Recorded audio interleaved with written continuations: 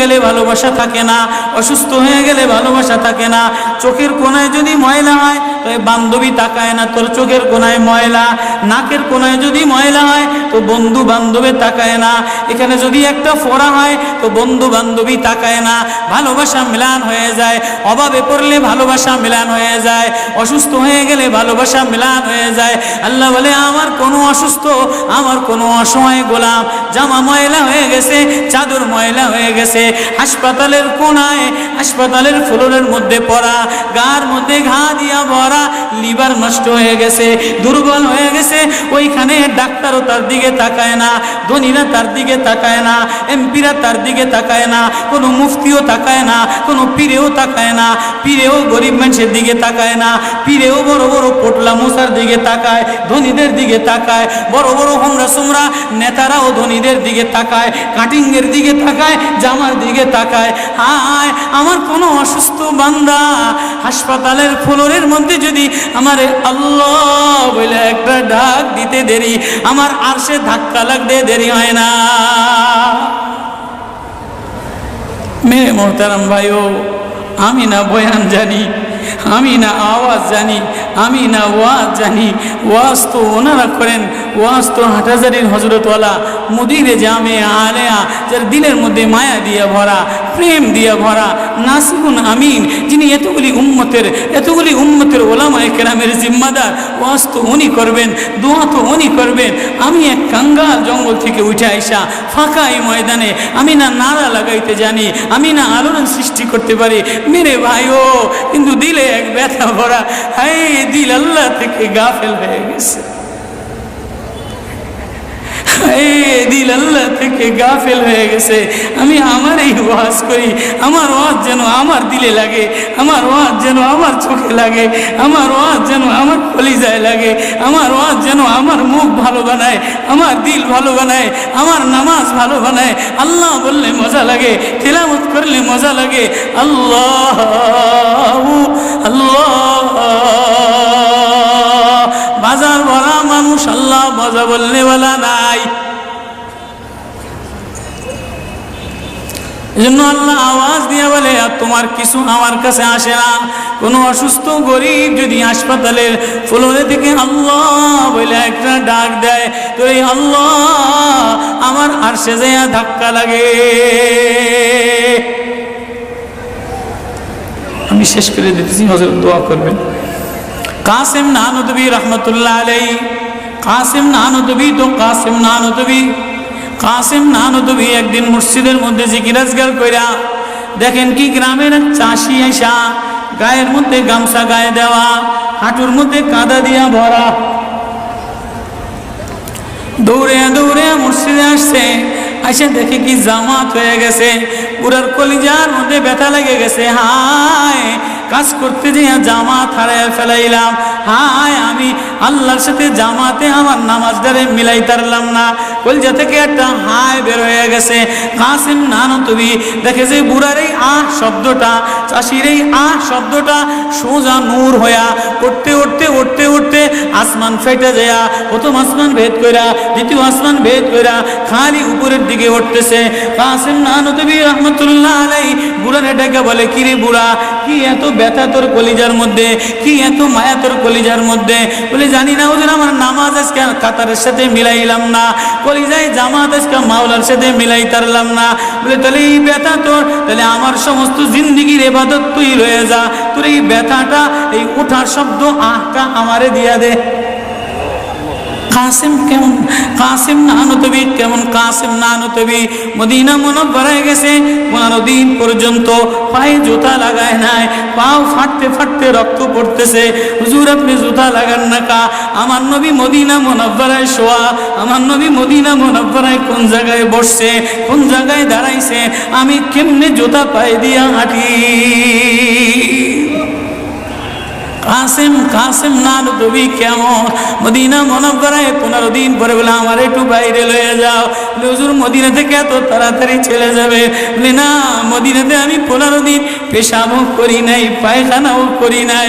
বলে আমার নবী মদিনাতে শোয়া, আমার নবী মদিনা কোন জমিনে বসছে, কোন জায়গায় দাঁড়াইছেন, এই জায়গায় নবীর আশিক হইয়া, নবীর গোলাম হইয়া পেশাব পায়খানা কেমনে করে?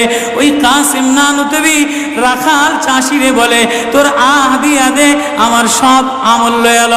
রাখালও সাধারণ কোনো রাখাল না, রাখালও বলে, ও কাসিম নানুতবি আমি তেমন কোনো চাষি বলদ না, আমি জানি আমার আহ শব্দটা সোজা যে আসমানে উঠতেছে, ইবাদত কইরা লইয়া মজা পেয়ে গেলাম, আহ শব্দ কামাই কইরা নিলাম। বান্দা তোমার চাকচিক্য মালিক দেখে না, নারা মালিক দেখে না, ঢং মালিক দেখে না, মুফতিগিরি মালিক দেখে না, মালিক দেখে বান্দা দিলের মধ্যে আহাজারি আছে কিনা। ওয়া কালিমাতুল্লাহি হিয়াল উলিয়া।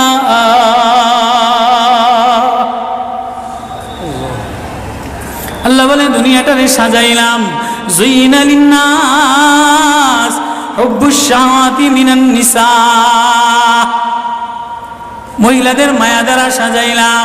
তাহলে মা কখনো মার মায়া দিয়া ভরা, কখনো বিবির মায়া দ্বারা ভরা, কখনো মেয়ের মায়া দ্বারা ভরা।